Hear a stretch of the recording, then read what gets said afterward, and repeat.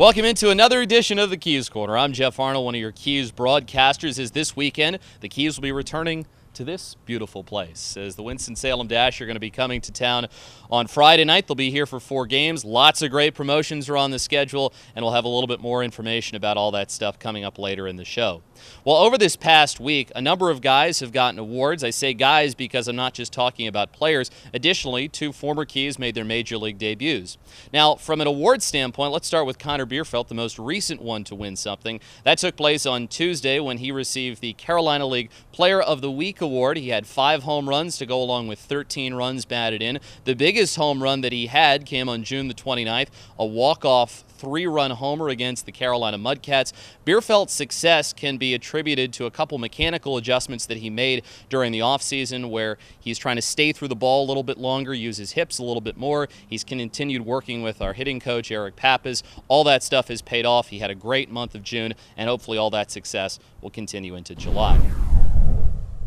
Additionally, the manager of the Keys, Keith Bodie, was named to the Texas League Hall of Fame last week. Keith was one of 11 that was elected to the Hall of Fame. He started in the Texas League as a player back in the late 1970s, playing for the Jackson Mets, where his teammates included guys like Ned Yost and Mookie Wilson. Additionally, he was a manager in the Texas League, as after his playing days finished up, he would return 21 years later to skipper the Wichita Wranglers, which was a Kansas City Royals AA team. From there, he would move on to the Corpus Christi Hooks in the Astros organization. He accrued more than 500 wins in the league. Additionally, he led his teams to the playoffs in each of his first 6 years managing in the circuit, something that no other manager has ever done.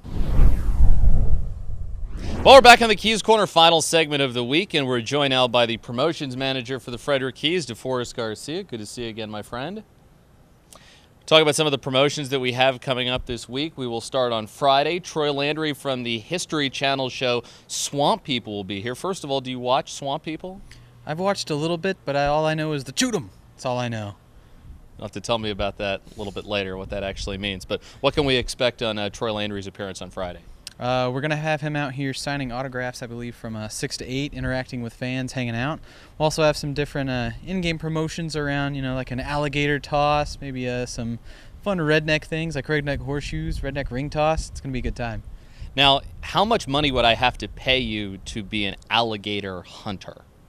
You'd have to pay me a lot of money because I don't do alligators, crocodiles. I don't do water very well, so let's just put it that way. I'm a little bit terrified of reptiles as well. Troy Landry, for those of you who don't know, hunts alligators in September, so make sure you come on out if you have any questions about alligator hunting.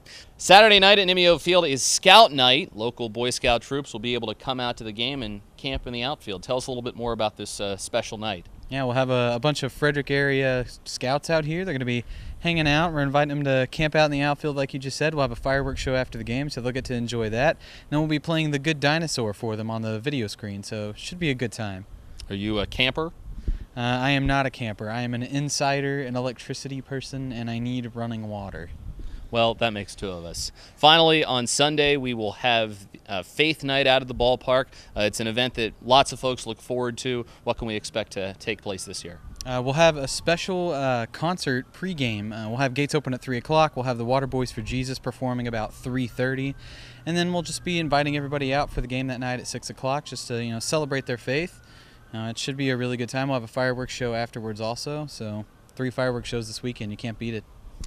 Next week, after the game on Monday, the golf tournament is going to be taking place. I'm a terrible golfer that loses all his balls in the woods. Are you going to be joining me in hitting terrible golf shots all over Musket Ridge on Tuesday? I will be joining you. Hopefully mine will be a little more dialed in, but we'll see.